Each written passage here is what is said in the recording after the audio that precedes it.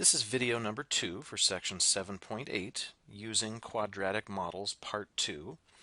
We're just continuing from our last video, still working with that same example. T still represents the age group of people that we're talking about. P, the percentage of people who own a home within that age group. We're still using that same quadratic model. And our latest question is this. According to the model, in what age group do 100% of people own a home? Now that question seems a little fishy. I don't think there is an age group where every single person of that age owns a home. Let's see what our model ends up saying. They're handing me the percentage, the P, so I would need to take that 100 and go to my equation and replace P with that number. And when I do that, I get another quadratic equation to solve. It's so awful looking. Once again, the only option is the quadratic formula. This time I don't have a 0 on one side. I have to start by getting a 0 on one side. And usually we try to make sure the A is positive. Again, it didn't really seem to be that big of an issue the last time, so I think I'll just move 100 over there. If that bothers you, you can certainly do it the other way. When all you want is a decimal answer, then I don't think that positive A thing matters very much. And now that I've got that 0 on one side, I can jot down my A, B, and C. And now it's time to plug into the formula. I'll write the formula down with the slots. Using the slots really makes it hard to mess up with the minus signs. And then I just need to fill in the right letters to the right spots. I think that does it. Negative b plus or minus square root b squared minus 4ac all over 2a. Now the cleanup begins. Again, I always look at it as sort of 3 different sections here to clean up. That first part on the top cleans up easily. The bottom part is just a simple multiplication. It's the square root part that's a bit of a mess. I'm just going to type this part, the discriminant, into the calculator. I don't think I need all those negative signs. I can see that a couple of them plus out. A negative times a negative is a positive, leaving me with this one extra minus sign. So let's type that in. And I end up with negative 2.2783 inside the square root.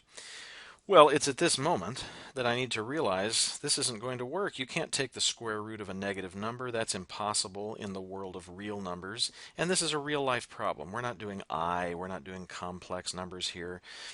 What we have found is there is no t-value that makes this true. The question had asked us what age group is it when all people of that age group own a house, and our model is saying there is no such age group. This is not a case of model breakdown. This is where the model is functioning perfectly. Of course, there's no age where all the people of that age own a home. Well, let's go down to the next part. The next question is, what age group has the maximum percentage of home ownership? And this seems to go along with letter H as well, which says what is that maximum percentage? Well, we've talked several times throughout chapter 7. The words maximum or minimum are really code words for you that say find the vertex. This is a quadratic function. Based on the equation, I can tell that it opens down because the a is negative. If it opens down, then it has a maximum. It has a highest spot. And if I can just find the vertex, I will be able to answer questions G and H. All right, here's a copy of the equation. How do I find the vertex? Well, this equation is in standard form, which means I'm going to have to use my little formula, h equals negative b over 2a. We'll go ahead and plug into that. Again, the slots might be a helpful way to go. And by the way, this time I have no choice but to work with this negative in front here. This is not an equation, this is a function. I can't start moving things around from side to side. I have 2 variables I'm keeping track of. So I have to do this calculation. Let's go ahead and simplify top and bottom.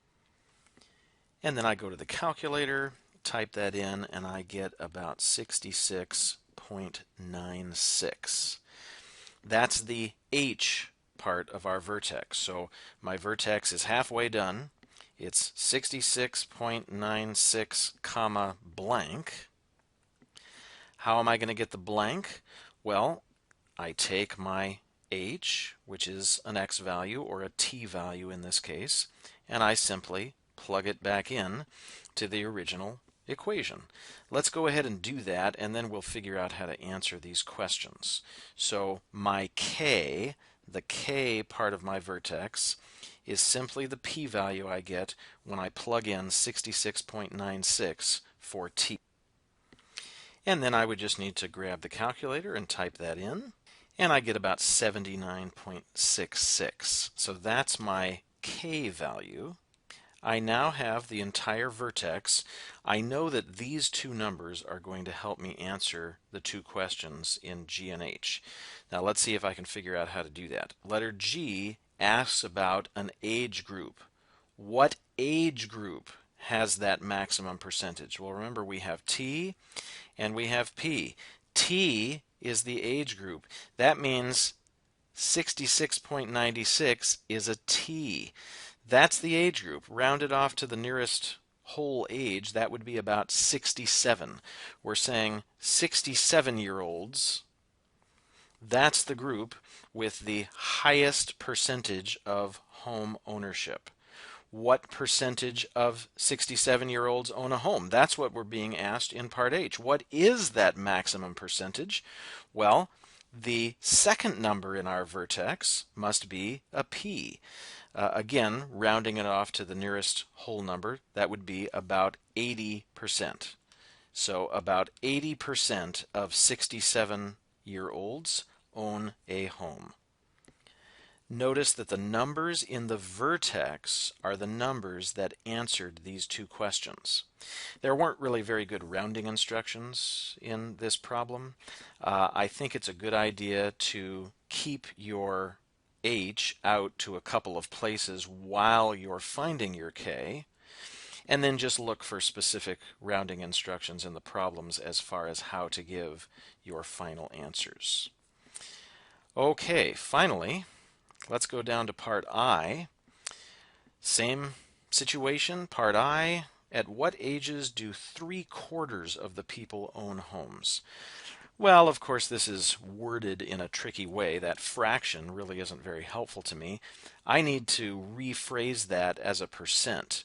Percent just means out of 100, so how do I change 3/4 to something out of 100?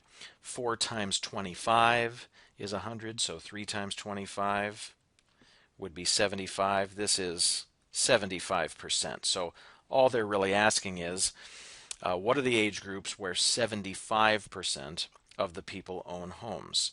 Well, the setup is going to be very, very similar to what we've done in these other problems. I'm going to take the P and replace it with 75. The math is very similar here to what we've already done. You may just want to try it yourself and then scroll later in the video to make sure you've done it correctly. I do need to get a 0 on one side if I'm going to use the quadratic formula. Once I have that done, I can jot down my A, B, and C, and then I can start plugging into the formula. I've got my slots, then I just need to stick in my numbers, and then it's time to start cleaning things up a little bit. A lot of the pieces of this are similar to what we've already done. I need to type the discriminant into my calculator. Again, I have those negatives that have been plussing out, so negative times a negative is a positive, leaving me with this one extra minus to still type into the calculator. This time I have gotten a positive value in there, so I know I can keep going. I am going to get a couple of answers here. There's not really much else I can do without just working the rest of this thing out, so I'm going to let the calculator do the rest. Again, don't forget that parentheses that you need around the entire top when you type it into the calculator. You're going to do it once for the plus, and then you're going to do it once for the minus. I got about 54 for the plus answer, and about 80 for the second answer. Well, those are the answers to our question. We were looking for the ages where 75% of people own homes. We're basically saying 54-year-olds and 80-year-olds. Those are the ages where, according to our model, 75% of them own a home.